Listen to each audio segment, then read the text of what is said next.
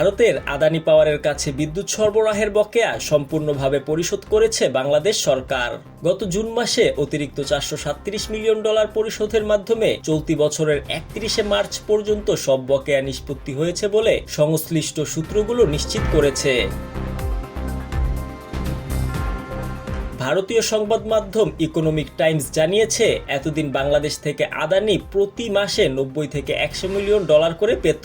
তবে জুন মাসে এই বড় অঙ্কের অর্থ পাওয়ার মাধ্যমে পূর্বের সব বকেয়া, বিলম্ব, সুদ ও অন্যান্য খরচ পরিশোধ হয়েছে। এতে বাংলাদেশ আদানি বিদ্যুৎ ক্রয় বিক্রয় চুক্তি পুনরায় আর্থিক ও আইনি দিক থেকে স্বাভাবিক অবস্থায় ফিরেছে।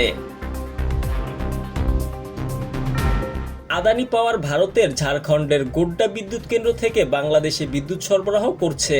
সব পাওনা পরিশোধ হওয়ায় এখন বাংলাদেশ বিদ্যুৎ উন্নয়ন বোর্ড পিডিবি আদানিকে নির্দেশ দিয়েছে 2 ইউনিটের পুরো 1600 মেগাওয়াট উৎপাদন সক্ষমতা যেন বাংলাদেশের চাহিদা অনুযায়ী চালু রাখা হয়।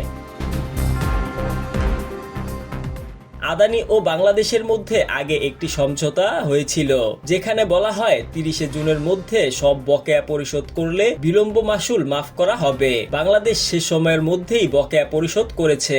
এখন থেকে নিয়মিত বিল পরিশোধ নিশ্চিতে বাংলাদেশ প্রায় $180 মিলিয়ন একটি এলসি খুলেছে এবং বাকি পাওনার জন্য রাষ্ট্রীয় গ্যারান্টি দিয়েছে। এর আগে মে মাসে ইকোনমিক টাইমস জানায়, আদানির কাছে বাংলাদেশের মোট বকেয়ার পরিমাণ ছিল প্রায় $900 মিলিয়ন।